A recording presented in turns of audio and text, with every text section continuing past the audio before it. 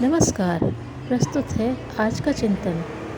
विष्णु पुराण में भगवान श्री कृष्ण ने कहा है कि केवल मेरा नाम उच्चारण करने से कुछ नहीं होता, क्योंकि मेरा जन्म कर्म करने के लिए हुआ है। अतएव मेरे अनुयायियों को विवेकपूर्वक भक्ति सहित अपने व समाज के हित के लिए नित्य कर्म करते रहना चाहिए और फल के परिणाम की कोई इच्छा नहीं रखनी चाहिए। भगवान ने निष्काम भावना पर जोर दिया है। सत्कर्म का परिणाम निकलना स्वाभाविक है, फिर उसके लिए इच्छा की आवश्यकता ही क्या है। उसका फल तो होगा ही, परंतु आज हम लोगों ने परिणाम को मुख्य मान लिया। इसका कारण यह है कि हमारा उद्देश्य छोटा हो गया, हमारा लक्ष्य महान नहीं रहा। हम स्वार्थी हो गए हैं। समाज व मानव कल्याण के बजाय आप ही स्वार्थ सिद्ध करना चाहते हैं। इसके लिए हमने सत्य, न्याय तथा प्रेम की तिलांजलि दे दी है। यही संसार में सारे असंतोष की जड़ है। भगवान ने पांडवों को, विशेषकर अर्जुन को, अपने कुटुंबियों से युद्ध करने के लिए इसलिए आदेश दिया था कि स्वार्थियों का समाज से विध्वंस होना आवश्यक है, क्योंकि स्वार्थ समाज में अनाचार व अत्याचार फैलाता है। कौरवों ने पांडवों की न्याय संगत मांग को ठुकराया था और अन्याय पर तुले हुए थे। अन्यायी से बाजी लेना प्रत्येक न्यायप्रिय व साहसी पुरुष का कर्तव्य है। भगवान कृष्ण ने दुर्योधन को बार बार समझाया, परंतु उसकी बुद्धि तो विपरीत हो गई थी।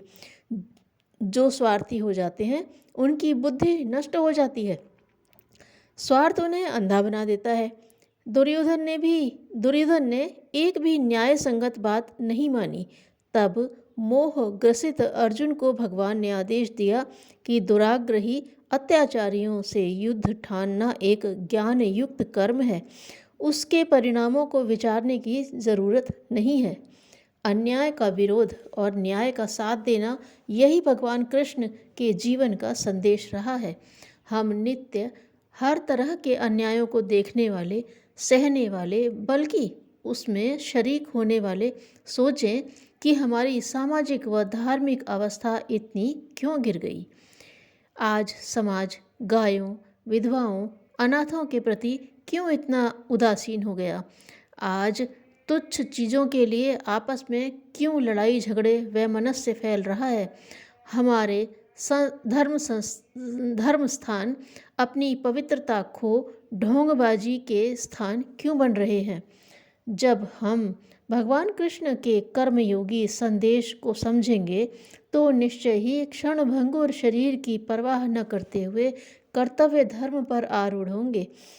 कर्तव्य धर्म का पालन करने में बड़ी से बड़ी कठिनाई का सहना और बड़े से बड़े प्रलोभन को त्यागना, यही गीतकार की शिक्षा है।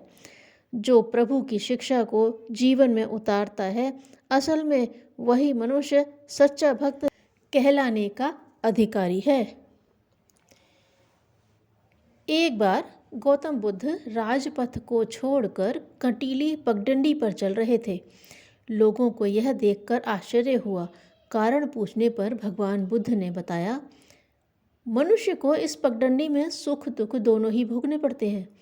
अतएव यह प्रेरणा देती है कि सुखों में अधिक आसक्ति रखने और दुखों में अधिक उद्विग्न होने से जीवन यात्रा बड़ी दूभर हो जाती है। सुख दुख दोनों में समान भाव रखने से जीवन यात्रा सुगम बनती है। अतएव मैं मात्र सुखों वाले राजपथ पर न बढ़कर पगडंडी पर चल रहा हूँ।